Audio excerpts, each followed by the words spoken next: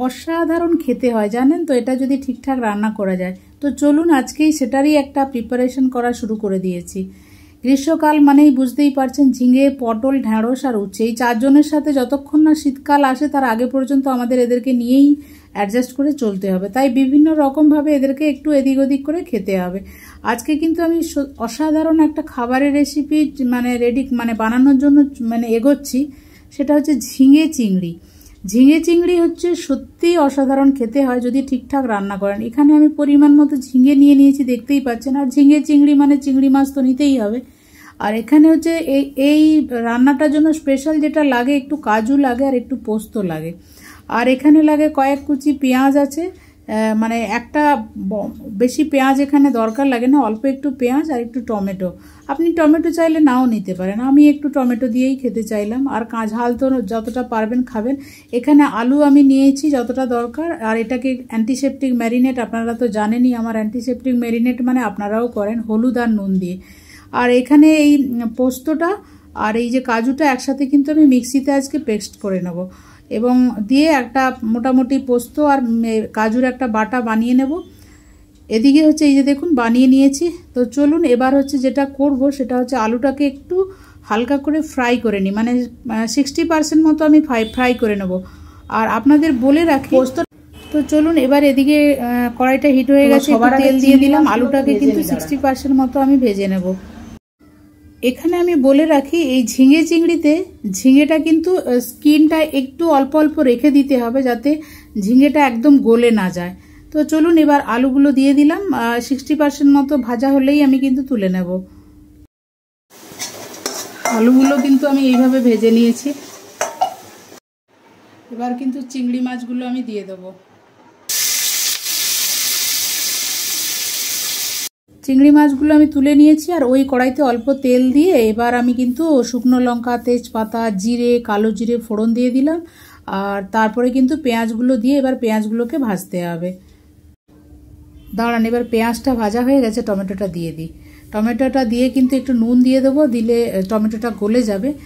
আর এখানে কিন্তু অল্প একটু হলুদ অ্যাড করব, বেশি হলুদ এখানে আমি দেব না, কারণ বেশি হলুদ দিলে অতটা ভালো লাগে না। তো আমার পেঁয়াজ আর দেখুন টমেটোটা একদম ভাজা ভাজা হয়ে গেছে। আমি এখানে তারপরে কিন্তু অল্প একটু হলুদ দিয়ে দিলাম, দিয়ে এবার আরেকটু ভালো করে মশলাটাকে আমি ভেজে নেব।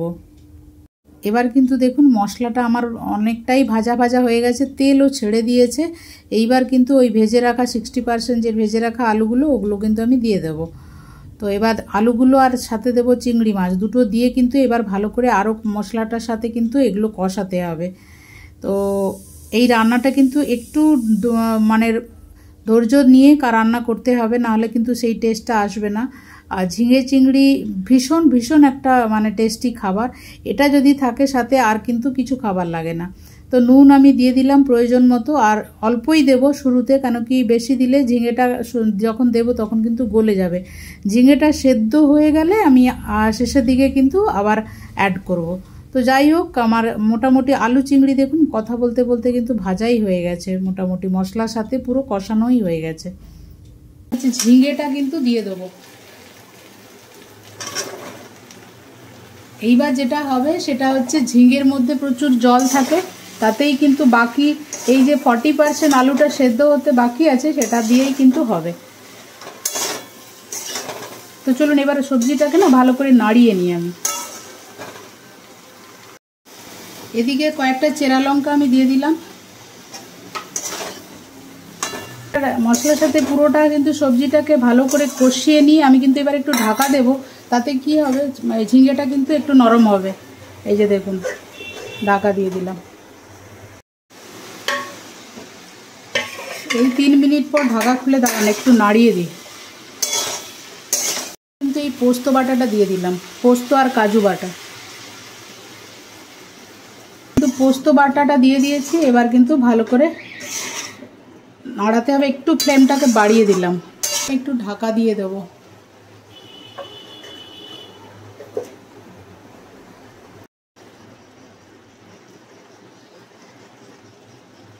মিনিট পর মোটামুটি ঢাকাটা খুলে দিয়েছি, দেখেছেন কতটা ঝিঙে থেকে জল বেরিয়ে গেছে।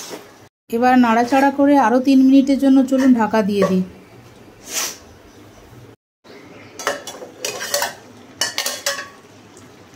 দেখেছেন কি অবস্থা, পুরো এক পুকুর জল হয়ে গেছে। এই যে ঝিঙে চিংড়ি রেসিপিটা জানেন তো, অসাধারণ টেস্টি খাবার একটা। মানে আমি একবার অন্য কোথায় যেন একবার খেয়েছিলাম, মনে পড়ছে না, আজ থেকে ধরে নিই 7-8 বছর আগে। মানে সেটা যে আমার মুখে এখনও লেগে আছে, আমি সেখান থেকেই এই রান্নাটা কিন্তু শিখেছি। তার আগে জানতাম ঝিঙের পোস্ত হয়, ঝিঙে যেমন মাছ দিয়ে ঝোল হয় এইসব। তবে এটাও ঠিক রেগুলার, যেহেতু এদেরকে নিয়ে চলতে হবে শীত পড়ার আগে পর্যন্ত, মানে সেই ধরুন সেপ্টেম্বর অক্টোবর মানে পর্যন্ত বোধহয় ধরুন এদেরকে নিয়ে চলতে হবে। তো ততদিন পর্যন্ত এদেরকে যেখানে চালাতে হবে, তার কারণে একটু মডিফাই করে খাওয়াই যায়। আর যেদিন আমি একটু স্পেশাল করে রান্না করি, আমি কিন্তু আর অন্য কিছু রান্না করি না, এটা দিয়েই কিন্তু অনেকটাই ভাত খাওয়া হয়ে যাবে, বা রুটিও খেতে পারেন। আমি জানি না, যারা ভালোবাসেন ভাত দিয়েই এটা বেশি স্পেশালি যায়।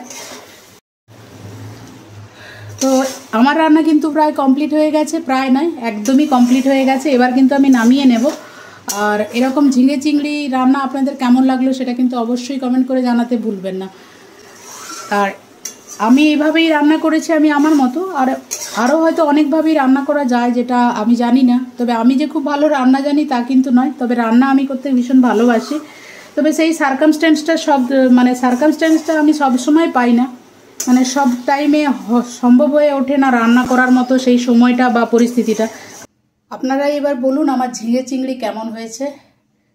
তো এটা একটা আমার কাছে ভীষণ স্পেশাল মানে খাবারের মধ্যে পড়ে, কারণ আমার ভীষণ পছন্দের একটা খাবার। আমি যেদিন অনেক দিন পর পর এটা বানাই, কারণ অনেক দিন পর পর হাতে যেহেতু সময় পাই, সময় হাতে না নিয়ে আমি কিন্তু এটা বানাই না। তো একদিন ট্রাই করে দেখবেন, আমি তো বলবো এর সাথে আর কিছুই লাগে না, তো কিছু যায়ও না, মানে এটা দিয়েই ভাত কিন্তু আপনি খেয়ে ফেলতে পারবেন। তো আমার ঝিঙে চিংড়িটা আপনাদের আজকে কেমন হয়েছে সেটা অবশ্যই কমেন্ট সেকশানে জানাতে ভুলবেন না। তো ভালো লাগলে একটা লাইক করে দেবেন। তো চলুন, বাই।